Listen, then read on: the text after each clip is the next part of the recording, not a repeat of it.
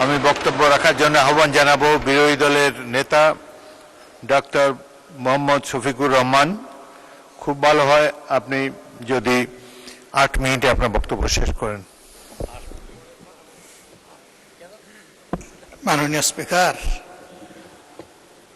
এত গুলি কামানের পরে মাত্র 8 মিনিট? আপনাকেও কামান দেওয়া হবে, বলতে থাকেন। আমি বলতে থাকি, আপনি যখন থামায় দিবেন আমি থেমে যাব। Thank you. ধন্যবাদ মাননীয় স্পিকার। নোটিশটি উত্থাপন করেছিলাম জনস্বার্থে। বক্তব্য সবাই যখন দেয় জনস্বার্থেই দেয়।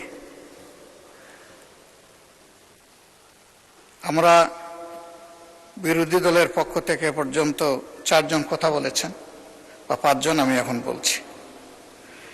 আমার মূল বক্তব্যে যাওয়ার আগে মাননীয় সংসদ সদস্য এবং স্বরাষ্ট্রমন্ত্রী খুব চমৎকার কিছু কথা বলেছেন, এগুলো একটু স্মরণ করতে চাই। উনি বলেছেন যে shareholder is shareholder. সে কিভাবে শেয়ার হোল্ডার হয়েছে এটা পরে দেখা যাবে। এটা পরে কেন? এটা তো আগেই এক্সপোজ হয়ে গেছে। সারা দুনিয়া জানে, উনি জানেন না। উনার মতো একজন বিজ্ঞ মানুষ, আমি এটা বিশ্বাস করি না। এই ব্যাংক থেকে উনি একা নিয়েছেন তার নিজের নামেই 82,000 কোটি টাকা, আর তার সমুদয় শেয়ার যেগুলা তিনি কিনেছেন 82% মালিক হয়ে গিয়েছেন, এগুলার মূল্য হচ্ছে মাত্র 12,000 কোটি টাকা। অর্থাৎ তিনি কইর তেল দিয়ে শুধু কই বাঁচেন নাই, কইও বাঁচছেন, শোল মাছও বাঁচছেন, এবং সবগুলা ব্যাংক থেকে ডাকাতি করা টাকা। সেই শেয়ারগুলা কিভাবে হস্তান্তর হয়েছে তিনি একটা প্রতিষ্ঠানের নাম এখানে বলেছেন, সবগুলা বলে দিলে ভালো হইতো। এই ধরনের সকল শেয়ার হোল্ডারের উপরে বিশেষ একটা এজেন্সির মাধ্যমে প্রচন্ড চাপ ক্রিয়েট করে তাদেরকে বাধ্য করা হয়েছে তাদের শেয়ার হস্তান্তর করতে। এরা তো হস্তান্তরের জন্য এই শেয়ারগুলা কিনে, তারা যুগ যুগ ধরে এই ব্যাংকের সাথে ছিল, এবং যথারীতি এই ব্যাংক সবাইকে স্যাটিসফ্যাক্টরি সার্ভিস দিয়ে চলছিল, ডিভিডেন্ড দিয়ে চলছিল। একটা মাত্র ব্যাংক, যে ব্যাংক তারল্য সংকটে অন্য ব্যাংকেও হেল্প করত, এইভাবে ব্যাংকটা ডাকাতি করে আজকে এটাকে একদম দেউলিয়া করা হয়েছে। এটা করেছে ফ্যাসিস্ট সরকার। উনি কর্মচারীদের নিয়োগের ব্যাপারে কথা বলেছেন। 10,000 কর্মচারীকে নিয়োগ দেওয়া হয়েছে, সামান্য কোনো নিয়ম নীতি মানা হয়নি, পত্রিকায় একটা বিজ্ঞপ্তি দেওয়া হয়নি। এই ব্যাংকের সমস্ত অতীত ট্রেডিশন ব্যাক করে কোনো পরীক্ষা ছাড়াই তাদেরকে নিয়োগ দেওয়া হয়েছে। একটা কাগজে কেউ না কেউ সই করে দিয়েছে, এইটাই তার নিয়োগ লেটার। মাননীয় বিরোধী দলের নেতা, আপনি ভালোই বলছেন, কিছুটা অস্পষ্টতা আমার কাছে মনে হয় যে তিনি বলতে কাকে আপনি মিন করছেন, আর যেই আমলে এভাবে নিয়োগে বৈষম্য করা হয়েছে, অবৈধভাবে নিয়োগ দেওয়া হয়েছে, সেটা কি ফ্যাসিস্ট আমলে নাকি ইন্টারিম সরকারের আমলে? এটা ক্লিয়ার করে বললে সবাই উপকৃত হবে। জি জি, এটা ফ্যাসিস্ট আমলে, কিন্তু সালাউদ্দিন সাহেব একটা অংশ এনেছেন, আর একটা অংশ আনেন নাই। সরকার পরিবর্তন হওয়ার পরে 5 আগস্টের পরে আমরা যতটুকু জানতে পেরেছি যে তাদের সকলকে আবার পরীক্ষায় আসার জন্য ইনভাইট করা হয়েছিল, যে আসেন, বিনা পরীক্ষায় আপনারা চাকরি নিয়েছেন, মিনিমাম নিয়মটা মানে এখন আপনারা চাকরিতে ফিরে আসেন। তারা কেউ আসেনি। কেন তারা আসলো না? এরপরে এই ব্যাংকটা 1983 সালের নভেম্বরে 3টা শাখা দিয়ে বাংলাদেশে তার কার্যক্রম শুরু করে। ঢাকার লোকাল ব্রাঞ্চ মতিঝিলে, আগ্রাবাদ, চিটাগাং, সিলেট, তালতলা। পর্যায়ক্রমে তাদের সততা, দক্ষতা, আমানতদারি এবং গ্রাহকদের প্রতি তাদের সেবার মান, এগুলার কারণে অনন্য উচ্চতায় এই ব্যাংকটা চলে যায়। তিনি যে সমস্ত অভিযোগ আনলেন, যে কোনো একটা দলের দিকে ইঙ্গিত করে, একেবারে নাম বলে দিলেই পারতেন জামাতে ইসলামী।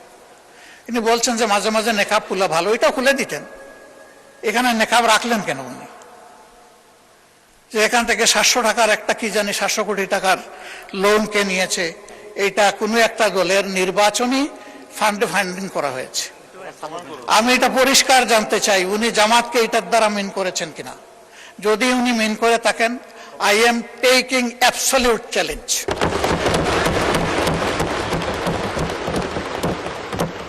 তিনি এটা প্রমাণ করতে পারলে আমি তাকে একটা মেডেল দিব পার্সোনালি। এরপরে কার ছেলে কার নাতি কোন কোম্পানি, শুধু ইসলামী ব্যাংক না, যে কোনো ব্যাংক থেকে চুরি ডাকাতি অসততার মাধ্যমে কিছু নিয়ে যদি আত্মসাৎ করে থাকে, তার ব্যাপারে অবশ্যই তদন্ত করে স্টার্ন অ্যাকশন দেশের বিদ্যমান আইনে নেওয়া উচিত। এটা আমি শফিকুর রহমান হলে আমাকেও যেন স্পেয়ার করা না হয়। মাননীয় স্পিকার, এই ব্যাংকটিতে ক্ষুদ্র একজন ব্যবসায়ী হিসাবে আমার বসার সুযোগ হয়েছিল 2005 থেকে 2011 সাল, 6 বছর। ব্যাংকের বোর্ডে বসতাম, শিখতাম, জানতাম, বাংলাদেশের অর্থনীতিকে বোঝার চেষ্টা করতাম। সেই সময়টা এই ব্যাংক এককভাবে বৈদেশিক রিমিটেন্সের 32% পর্যন্ত আর্ন করত। তার ডিপোজিট, তার তারল্য, তার ইনভেস্টমেন্ট, সকল টার্নওভারে ইম্প্যারালাল একটা ব্যাংক ছিল। সবগুলা সরকারি ব্যাংক মিলেও তার সমতুল্য ছিল না। কিন্তু তখন বয়ান বানাতেন একজন বিশেষ অর্থনীতিবিদ ডক্টর আবুল বারাকাত। তিনিও আঙ্গুল তুলতেন জামাত ইসলামের দিকে, যে এখান থেকে জামাত ইসলামী হাজার হাজার কোটি টাকা নিয়ে যাচ্ছে। তার এই বয়ানের ভিত্তিতেই শেষ পর্যন্ত এই ব্যাংকে অভ্যুত্থান করা হলো, দখল করা হলো, 15.5 বছর দুঃশাসন চালানো হলো। কই প্রমাণ কোথায়? 15.5 বছর তো কম না। এখনো আবার একই তালে যদি কথা বলা হয়, আমি বলবো আমরা কি আবার সেকেন্ড আবুল বারাকাত হতে যাচ্ছি? আন্দাজ অনুমানের ভিত্তিতে কোন মহিলার কোন কোটেশন সংসদের মতো একটা প্রেস্টিজিয়াস জায়গায়, এগুলো আসলে আমরা আশা করি না। ওই মহিলাকে সংসদে হাজির করা হোক, যদি কোনো প্রভিশন থাকে সংসদে গণশুনানিও হোক, অসুবিধা নাই। আরডিএস প্রকল্প কোনো দলের নয়, কোনো ধর্মেরও নয়। আমি নিজে বোর্ডে ছিলাম, আমি জানি এখানে বিভিন্ন ধর্মের মানুষ এখান থেকে বেনিফিশিয়ারি। এখানে দল ধর্ম দেখা হয় না, এখানে টার্গেট গ্রুপকে প্রাধান্য দেওয়া হয়। উনি কত 11,000 কোটি টাকার একটা রেফারেন্স দিয়েছেন। কে নিয়েছে এটা? আমি, আমার সহকর্মীরা? যদি এরকম হয়, দলের ফান্ডে যদি 1 টাকাও আসে, আমি বলবো সার্চ লাইট দিয়ে এটা তালাশ করে আমাদের বিরুদ্ধে যেন অভিযোগ। মাননীয় বিরোধী দলের নেতা আপনাকে, ওনাদেরকে 15 মিনিট বলেছে, আপনাকে 7 দিয়েছি, আরো 8 মিনিট বলেন আপনি। মাননীয় স্পিকার, আপনাকে ধন্যবাদ। আমি যা আশঙ্কা করছি সেটা এখন বলতে চাচ্ছি। ব্যাংকে পরিবর্তন যে কোনো সময় আসতেই পারে। ব্যাংকের স্বার্থে আসতে হবে, গ্রাহকের স্বার্থে আসতে হবে, মালিকের স্বার্থে আসতে হবে। আমি এই ব্যাংকের একজন মালিক, আমার 10 টাকা মূল্যের একটা শেয়ার আছে। আমি আমার এই শেয়ারের দাবি কখনো ছেড়ে দেব না। আমার এই 10 টাকা মূল্যের শেয়ারের পক্ষে আমি আমার রাইট ধরে রাখার জন্য, এস্টাবলিশ করার জন্য যা করা দরকার তাই আমাকে করতে হবে। আমি তার রাজনৈতিক পরিচয় করব না, আমি করব এই ব্যাংকের একজন গ্রাহক হিসাবে, একজন মালিক হিসাবে। এইভাবে রাজনৈতিক পরিচয় থাকা কোনো দোষের বিষয় নয়। আর এই ব্যাংকের গ্রাহক শুধু জামাত ইসলামের মানুষরাই নয়, এই ব্যাংকের গ্রাহক বিএনপির বহু লোক আছেন, আমার পরিচিত অনেক লোক আছে, অন্যান্য দলের আছে, অন্যান্য ধর্মের আছে। এটা সকলের ব্যাংক। এই ব্যাংক একক কারণ, ওই ব্যাংকের গায়ে লেখা নাই যে এই ব্যাংক এরাই শুধু সুবিধা নেবে বাকিরা পারবে না, এরাই শুধু গ্রাহক হতে পারবে বাকিরা পারবে না, এই ধরনের কিছু লেখা নাই। এগুলো হলো বানায়ট বয়ান। ব্যাংকটাকে ধ্বংস করেছেন শেখ হাসিনা এস আলমকে তার হাতিয়ার হিসেবে ব্যবহার করে। আমরা এখন স্পষ্টত দেখতে পাচ্ছি সেই এস আলমকে আবার ফিরে আসার পথ করে দেওয়া হয়েছে। এর প্রমাণ এই যে ডেপুটি গভর্নর বাংলাদেশ ব্যাংকের সাবেক, তিনি রংপুরের রিজিওনাল ম্যানেজার থাকা অবস্থায়, ডিরেক্টর থাকা অবস্থায় অনিয়মের 52 লাখ টাকার অভিযোগ তার বিরুদ্ধে প্রমাণিত হয়েছে, তাকে তখন শাস্তি দেওয়া হয়েছে। আর 5 আগস্টের পর তিনি স্বৈরাচারের দূষর এবং দুষ্কৃতকারী হওয়ার কারণে তিনি শেষ পর্যন্ত এখান থেকে বাধ্য হয়েছেন চলে যেতে। সেই লোকটাকে এনে এখানে বসানো হলো। তিনি যখন ডেপুটি গভর্নর, তখন এস আলমের সকল অপকর্মের তিনি ছিলেন সহযোগী, এবং সেই হিসাবে তিনি একটা প্রাইজ পেয়েছিলেন।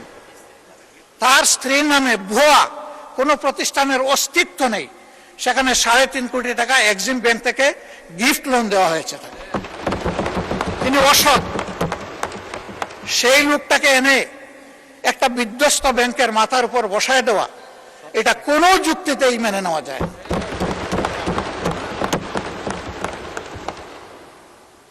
সরকার অবশ্যই সবকিছু চালাবেন, ক্রেডিট হলেও সরকারের, ডিসক্রেডিট হলেও সরকারের, কিন্তু জনগণের পারসেপশনটা কি এই ব্যাংক নিয়ে, এটা অবশ্যই সরকারকে বিবেচনায় নিতে হবে আমি মনে করি। সরকার বিবেচনায় নিলে দেশ লাভবান হবে, জাতি লাভবান হবে। ইসলামী ব্যাংক কোনো কারণে যদি আরো ক্ষতিগ্রস্ত হয়, আমি ব্যক্তিগতভাবে মনে করি বাংলাদেশের অর্থনীতি মাটির সাথে বসে যাবে। আস্থার এটি একটা পিরামিড। এই পিরামিড হেলে পড়লে অথবা বিধ্বস্ত হয়ে গেলে ব্যাংকিং ব্যবস্থার উপরেই মানুষের অনাস্থা তৈরি হবে, এবং এই অনাস্থা বাংলাদেশের জন্য কোনো ভালো বার্তা বয়ে আনবে না। যারা রিমিটার, তাদের কষ্টে অর্জিত টাকা বাংলাদেশে পাঠায় পরিবারের জন্য, দেশবাসীর জন্য, তাদের মধ্যে এখন অস্থিরতা তৈরি হয়েছে। আমি হজের সফরে মাত্র 11 দিনের জন্য গিয়েছিলাম। সেখানে এই ব্যাপারে অনেকের উদ্বেগ, সরাসরি প্রশ্ন শোনার সুযোগ পেয়েছি। এতে দেশের অর্থনীতি ক্ষতিগ্রস্ত হবে।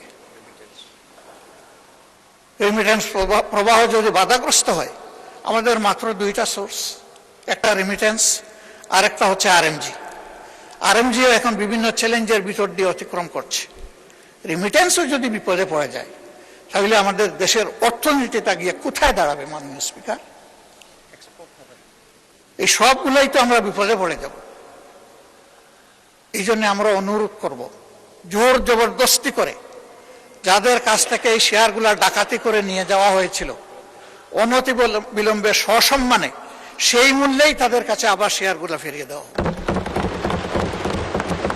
এরপরে সরকার সকল নিয়ম কানুন মেনে বোর্ড গঠন করবে, পরিচালনা করবে, আমাদের পূর্ণ সমর্থন থাকবে। এই ব্যাপারে আমাদের কোনো আপত্তি থাকবে না।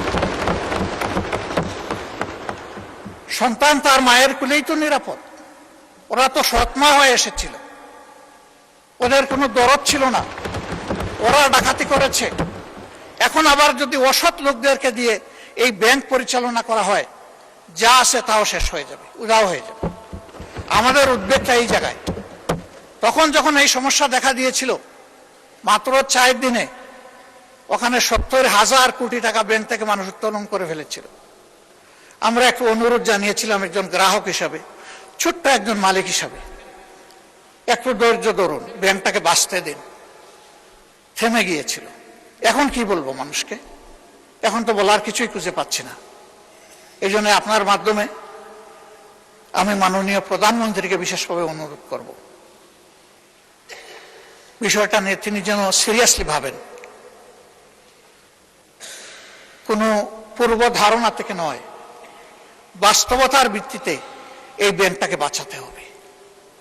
আমরা বিশ্বাস করি এই ব্যাংক বাঁচলে, তার আগের জায়গায় ফিরে আসলে, ব্যাংকিং ব্যবস্থাপনার উপরে মানুষের আস্থা আবার ফিরে আসবে। অর্থনীতির 2 চাকার 1 চাকা ব্যাংক আর 1 চাকা স্টক মার্কেট।